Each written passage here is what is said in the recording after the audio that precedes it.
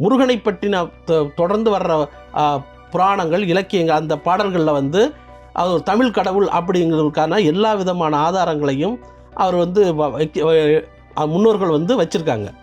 இதை மீறி வந்து தெலுங்கு சினிமாவில் வந்து இப்படி ஒரு படம் எடுப்பதற்கு அவர்கள் என்ன காரணம் அப்படிங்கிறது தெரியல.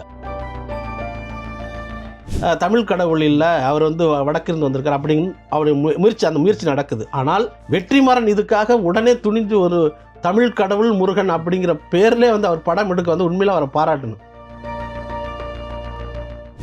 அறிவுமதி அண்ணன் அவர்களை வந்து அவர் எழுதின அந்த தமிழ் கடவுள் முருகன் அந்த நூலின் அடிப்படையில் தான் பல்வேறு விஷயங்களை வந்து திரைக்கதைக்காக வச்சிருக்காரு.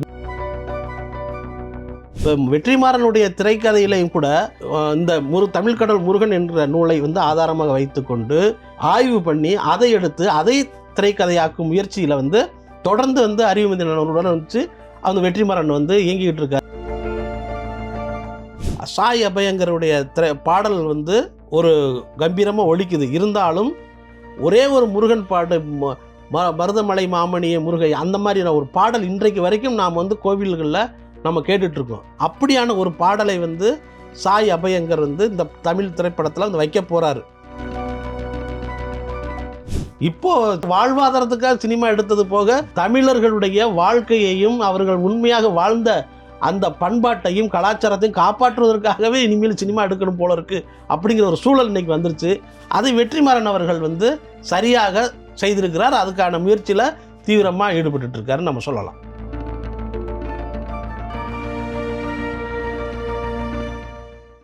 வணக்கம் கண்ணன். வணக்கம். தமிழ் சினிமாவில் வந்து தனுஷ் வெற்றிமாறன் கூட்டணிங்கிறது ஒரு முக்கியமான கூட்டணி. வந்து பொல்லாதவனில் தொடங்கி அசுரன் வரைக்கும் வட சென்னை, ஆடுகளம் எல்லாமே ஒரு பெரிய சக்ஸஸ்ஃபுல்லான படம். வந்து அசுரனுக்கு பிறகு இவங்க 2 பேரும் சேர்ந்து ஒரு படம் பண்ணாமலே இருந்தாங்க. இந்த நேரத்தில் இப்போ இவங்க 2 பேரும் இணைந்து தமிழ் முருகன் இன்னொரு படம் இப்போ அறிவிப்பு வந்திருக்கு. வந்து ஏற்கனவே தெலுங்கில் ஒரு படம் பண்ணுறாங்க. அதில் குறிப்பாக வந்து வடக்கில் தோன்றி தெற்கே வணங்கப்படும் கடவுள் அப்படிங்கிற ஒரு ஸ்லோகனோட தான் வணங்குறாங்க. அதுக்கு ஒரு பதிலடி மாதிரி இருக்குது தமிழ் கடவுள் முருகன் அப்படி தமிழ் அப்படிங்கிற ஒரு தலைப்பு வந்து. இதில் வந்து தமிழ் நிலத்தின் அரசன் மற்றும் போர்ப்படை தலைவன் அப்படிங்கிற மாதிரி ஒரு ஸ்லோகன்லாம் கூட கொடுத்துருக்காங்க. வந்து எப்படி பார்க்குறீங்க? அதாவது தெலுங்கு சினிமாவில் வந்து பொதுவாக வந்து அவங்க சொல்ல வர்ற விஷயங்கள் எப்படி இருக்குது அப்படின்னா, எல்லாமே சினிமாவுக்காக ஒரு உண்மையான நடந்த சம்பவங்களையும் வரலாறுகளையும் புராணங்களையும் இதிகாசங்களையும் இவங்க இஷ்டத்துக்கு மாற்றக்கூடிய ஒரு வேலை வந்து தெலுங்கு சினிமாவில் வந்து தொடர்ந்து நடந்துக்கிட்டே இருக்குது. அதுக்கு குறிப்பாக உதாரணமாக சொல்லணும் அப்படின்னா, ராஜமௌலி அவர்கள் டைரக்ட் பண்ண RRR படம் RRRன்னு, அந்த படத்திலே வந்து ராமனை வேற ஒரு மாதிரியாக காமிச்சிருப்பாங்க. நம்முடைய புராணங்களில் இருக்கிற சம்பவங்களையும் கதைகளில் இருக்கிற காட்சி அமைப்புகளையும் தொடர்ந்து எடுத்து தான் வந்து பாகுபலி 2 பாகங்கள்லையும் ராஜமௌலி அவர்கள் பயன்படுத்தினார்.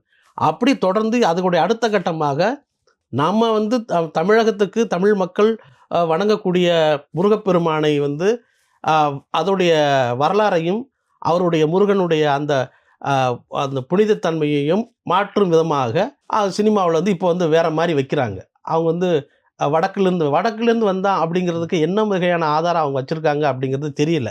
ஆனால் நம்முடைய இலக்கியங்கள் வந்து புராணங்களும் இலக்கியங்கள் வந்து ஒருத்தர் வந்து வாழ்ந்திருக்கார், சித்தர் ஒருத்தர் வாழ்ந்திருக்காரா இல்லையா அப்படிங்கிறத நம்ம ஏதோ போகிற போக்கில் போத்தான் பொதுவாக சொல்கிறது கிடையாது. அது 18 சித்தர்களும் எழுதின இலக்கண பாடல்கள் இருக்குது, தமிழ் பாடல்கள் இருக்குது, இலக்கண நூல்கள் இருக்குது.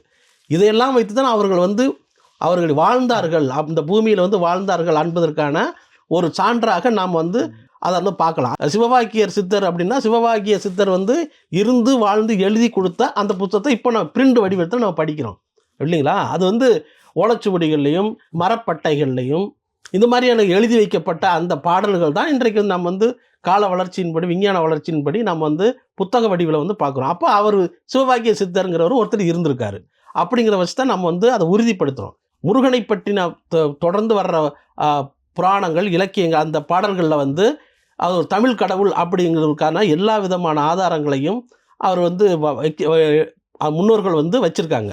இதை மீறி வந்து தெலுங்கு சினிமாவில் வந்து இப்படி ஒரு படம் எடுப்பதற்கு அவர்கள் என்ன காரணம் அப்படிங்கிறது தெரியல. ஏற்கனவே ஒரு வரல ஒரு இங்கே ஒரு சர்ச்சை இருந்துக்கிட்டே இருக்குது. வந்து முருகன் தமிழ் கடவுள்னு இங்கெல்லாம் சொல்லிக்கிட்டு இருக்கும்போதே இல்லை ஒரு வடக்குலேருந்து வந்தவர்னு ஒன்று இருக்குது. ஏற்கனவே இருக்கிற சர்ச்சைக்கு வந்து ஒரு உதவி பண்ணுற மாதிரி இருக்குது அந்த தெலுங்கில் எடுக்கப்பட்ட படம். ஆமா. அது வந்து எப்பவுமே தெலுங்கு சினிமால வந்து இதுதான் பண்ண. நீங்க ராஜமௌலியோடைய கற்பனைகள்லாம் நீங்க பார்த்தீங்கன்னா, ராஜமௌலி கற்பனைகள விட அவங்களுடைய உறவினர் அவர் தான் கதை ராஜேந்திர பிரசாத் அவர் தான் எழுதுறாரு. அது அவருடைய கற்பனைகள் எல்லாமே பாருங்க, தமிழ் நாவலாசிரியர்களையும், தமிழ்ல இருக்கிற புராணங்கள், தமிழ் மன்னர்களுடைய கதைகள்ல வந்து வரலாற்று குறிப்புகள்லாம் இருக்குல்ல, சரித்திர களஞ்சியம் இதிலெல்லாம் இருக்கிற சம்பவங்கள தான் அவருடைய கதைகள்ல வச்சிருப்பாரு. அப்படி எடுக்கப்பட்டது தான் பல படங்கள் வந்து வெற்றி அடைகிறதுக்கு காரணம். தமிழ் சினிமால இருக்கிற படைப்பாளிகள் கூட யாரும் அப்படியான ஒரு கையாளுதலை பண்ணதே கிடையாது. அத தெலுங்கு சினிமால பண்ணியிருக்காங்க. அதோடைய தொடர்ச்சி நீட்சியாக தான் இந்த முருகப்பெருமானை வந்து தமிழ் கடவுள் இல்ல, அவர் வந்து வடக்கிருந்து வந்திருக்கார் அப்படின்னு அவருடைய அந்த முயற்சி நடக்குது. ஆனால் வெற்றிமாறன் இதுக்காக உடனே துணிஞ்சு ஒரு தமிழ் கடவுள் முருகன் அப்படிங்கிற பேர்லேயே வந்து அவர் படம் எடுக்க வந்து உண்மையில அவரை பாராட்டணும். என்னன்னா அவர் வந்து இதுக்கான பெரிய ஆய்வு வந்து அவர் பண்ணியிருக்காரு. அதை தொடர்ந்து அந்த ஆய்வை வந்து செய்துக்கிட்டு இருக்காரு. அதுக்கான மிகப்பெரிய ஒத்துழைப்பை வந்து தமிழ் படைப்பாளிகள்கிட்ட வந்து அவர் வந்து வாங்கிக்கிட்டு இருக்கிறதாக நான் கேள்விப்படுறேன். அதுக்கான ஒரு டீமே வந்து மிகப்பெரிய அவர்களே எதிர்பார்க்காத ஒரு பெரிய தொகையை கொடுத்து தன்னோடு படம் முடிகிற வரைக்கும், இந்த படம் நிறைவு செய்கிற வரைக்கும் தங்களோட இருக்கணும் அப்படிங்கிறதுக்காக அவர் ஒரு அலுவலகத்தை திறந்து அவர் வந்து அங்கே அவங்களெல்லாம் வச்சுருக்காரு. குறிப்பாக சொல்லப்போனால் அறிவுமதி அண்ணன் அவர்களை வந்து அவர் எழுதின அந்த தமிழ் கடவுள் முருகன் அந்த நூல்களின் அடிப்படையில் தான் பல்வேறு விஷயங்களை வந்து திரைக்கதைக்காக வச்சுருக்காரு. இன்னும் சொன்னால் திரு அறிவுமதி அண்ணனை வந்து அவங்க கூடவே இருக்காங்க. வெற்றிமாறன் அவர்களுடைய அந்த திரைக்கதை தயாரிக்கிற பணியில் தீவிரமாக வந்து ஈடுபட்டு இருக்காங்க.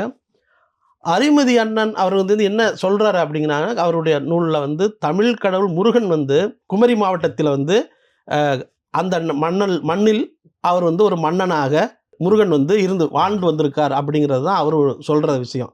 அப்படி வாழ்ந்த அந்த மன்னன் ஒரு யானையை வந்து வாகனமாக வச்சிருக்காரு.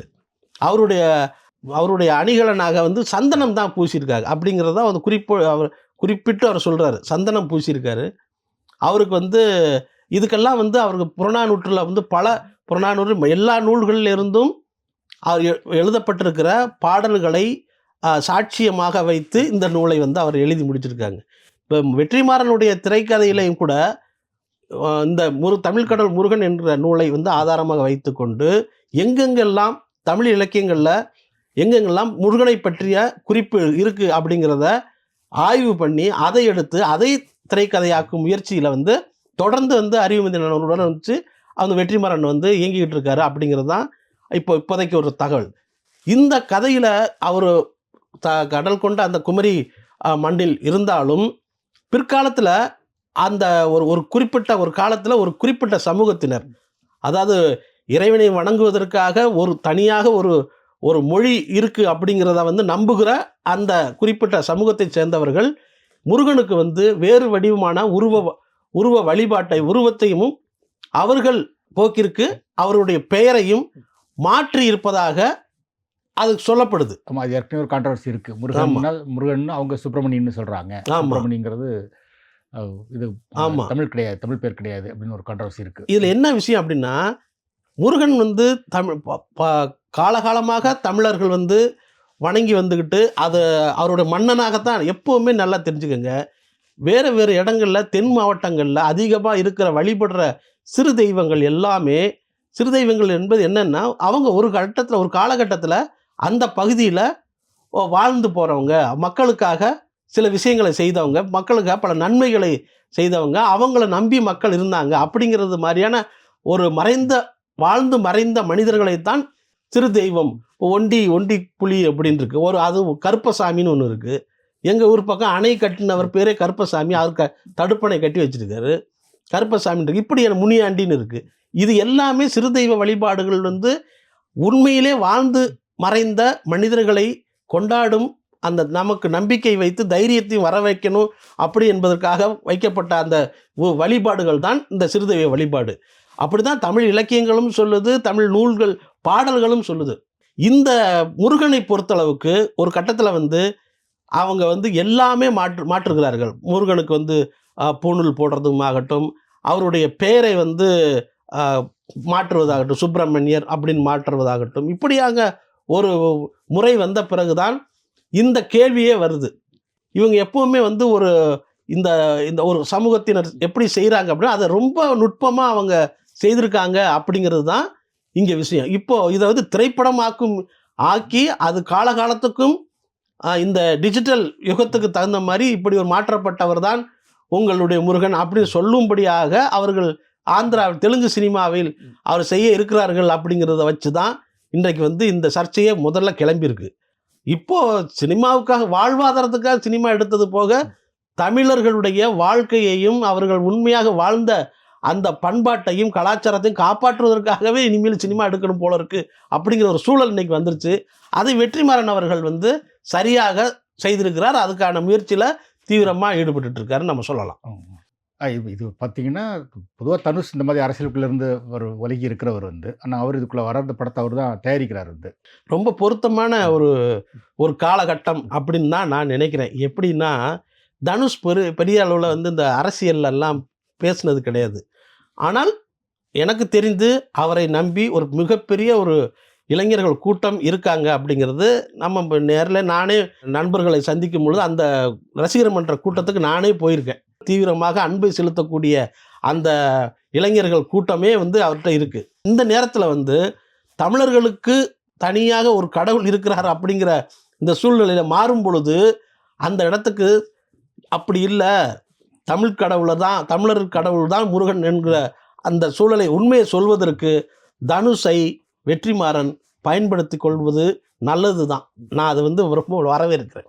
நேரத்தில் படம் வர்றது வந்து சென்சாரில் பிரச்சனை இருக்கும்னு நினைக்கிறீங்களா? எப்படி? சென்சாரில் கண்டிப்பாக பிரச்சனை இருக்கும். அவ்வளோ சுலபத்தில் வந்து எல்லா விதமான அனுமதியும் வந்து கிடைக்காது. ஏன்னா இங்கே பல்வேறு விஷயங்களை வந்து மக்கள் மத்தியில் சிலருக்கு எடுக்கிற திரைப்படங்களுக்கு வந்துட்டு அனுமதி கொடுப்பதும், சிலரை வந்து அவங்க யாரெல்லாம் தடுக்கணும்னு நினைக்கிறாங்களோ அவங்களுக்கு வந்து அது ஒரு முட்டுக்கட்டை போடுவதுமாக சில படங்கள்லாம் நடக்குது. சமீப காலமாக நாங்கள் பார்த்த படங்களில் வந்து தெலுங்குலேருந்து ஒரு படம் இங்கே வந்து ஹைதராபாத் நிஜாம் பற்றின ஒரு படம் வந்து சாம்பியன் பேர். அந்த படத்துக்கு சாம்பியன் யாராவது பேர் வைப்பாங்களா? சேம் வச்சுது. அதுக்கும் அந்த படத்துக்கும் சம்மந்தமே இருக்குது. ஆனால் நீங்கள் பார்த்தீங்கன்னா அவ்வளவு வந்து அதை சென்சார் இது அனுமதிக்கக்கூடாதுன்னு நம்ம நினைக்கிற காட்சியெல்லாம் அந்த படத்தில் இருக்கும். அது எப்படி தமிழில் லாங்குவேஜ் மொழி மாற்றம் செய்தும் அது வெளியிட்டார்கள். இதை வந்து யாருமே கேட்கல.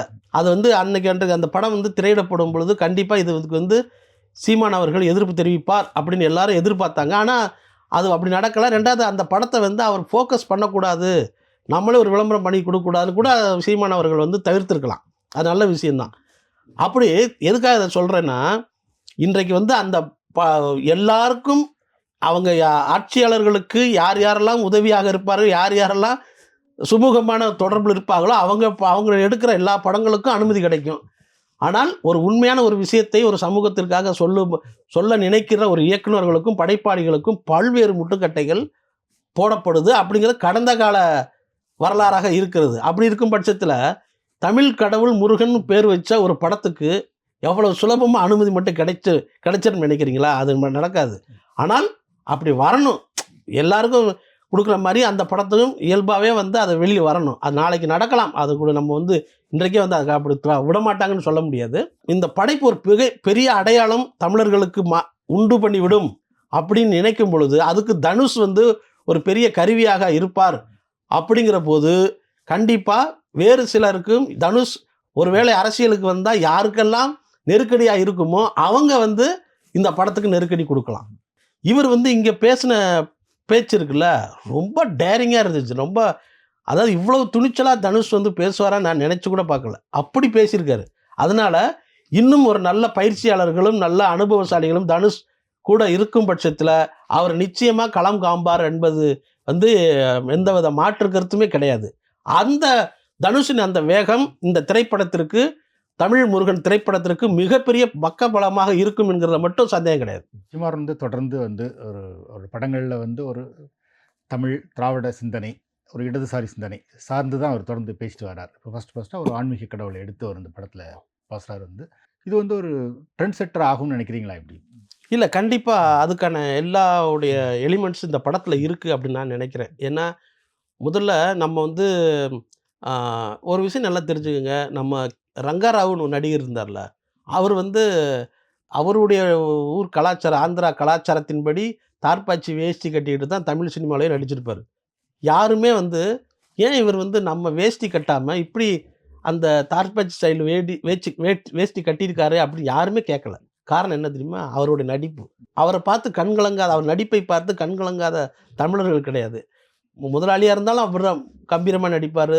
ஒரு ஏழையா இருந்தாலும் கண் கலங்க வைப்பாரு. இப்படியான ஒரு கதாபாத்திரம். அப்படி வந்து நம்ம வந்து ஒரு கதையும், அந்த கதாபாத்திரத்தையும் தான் நம்ம கலைஞனையும் தான் நாம் பார்த்தோமே தவிர, எந்த விதத்திலும் வேறு ஒரு கலைஞன், வேறு ஒரு மாநிலத்தை சேர்ந்தவர், வேறு மொழி பேசுகிறவர் என்கிறதெல்லாம் நாம பார்க்கல. அப்படி இந்த திரைப்படத்தில வந்து தமிழ் முருகனாக இருந்தாலும், இந்த தமிழ் முருகனை வந்து அவன் வேற ஒரு இடத்துலருந்து வந்தாருன்னு சொல்றதுக்கு ஒரு ஒரு கூட்டம் வருது. இவங்கள எதிர்க்கணும் அப்படிங்கிறதுக்காகவே இந்த தமிழ் முருகன் வந்து தென்னிந்திய தமிழர்கள், தென்னிந்திய மனிதர்களை வந்து ஒரே பாதையில வந்து சேர்ப்பார் அப்படிங்கிறது எனக்கு நம்பிக்கை இருக்கு. அதுக்கு இன்னொரு விஷயம் என்னன்னா, எப்படி வந்து ஒவ்வொரு நீங்க தமிழ் முருகக் கடவுளை வந்து போகர் வந்து வழிபட்டு அதை அ நவபாஷான சிலை செய்து அவருடைய பிரதான சிஷ்யரான புலிப்பாணி சித்தர் அவர்கள் முதல்ல தமிழ் முருகனுக்கு அது எல்லாரும் வணங்கும்படியா பூசை புனஸ்காரத்தை தொடங்கி வைத்தார். புலிப்பாணி சித்தர் தொடங்கி வச்சிருக்காரு. அது ஒரு இது இருக்கு. பழனி கோயில் வந்து முதல் அதிகாரப்பூர்வ பூசாரி புலிப்பாணி சித்தர் தான் அப்படின்னு. ஆமா. எப்படி இதெல்லாம் ஒரு தொடர்ச்சியா இந்த கால தலைமுறைக்கு தெரிய வருமோ, அப்படி இந்த படம் வரும்போது பல்வேறு விஷயங்கள் இன்றைய ஜென்சி தலைமுறைக்கு வந்து தெரிய வரும். அதற்கு குறிப்பா சொல்லப்போனா, இந்த சாய் அபயங்கருடைய பாடல் வந்து ஒரு கம்பீரமா ஒலிக்குது. இருந்தாலும் ஒரே ஒரு முருகன் பாட்டு மருதமலை மாமணியே முருகை அந்த மாதிரியான ஒரு பாடல் இன்றைக்கு வரைக்கும் நாம் வந்து கோவில்கள்ல நம்ம கேட்டுட்டு இருக்கோம். அப்படியான ஒரு பாடலை வந்து சாய் அபயங்கர் வந்து இந்த தமிழ் திரைப்படத்துல வந்து வைக்க போறாரு. அப்படி இது வந்து இனிமேல் ஒரு பெரிய கொண்டாட்டமாக, பெரிய திருவிழா காலங்கள்ல பாடக்கூடிய பாடல்களாக இந்த படத்துல இருக்கும். அது வந்து இந்த தலைமுறையை இந்த தலைமுறைக்கு முருகனை எடுத்து செல்லும் என்பது நமக்கு வந்து ஐயமில்லை. அப்படி ஒவ்வொரு விஷயத்தையும் எப்படி வந்து முருகன் சூரபதுமனை வதம் செய்து சம்காரம் செய்து போரில் வெற்றி பெற்றாரோ, அப்படி வந்து பல்வேறு விஷயங்களை இந்த தமிழ் முருகன் வந்து திரைப்படம் தனக்கான எதிர்த்து வரக்கூடிய பல்வேறு விஷயங்களை எதிர்த்து போராடி வென்று திரையில் காணலாம் அப்படின்னு நம்ம நம்பலாம்.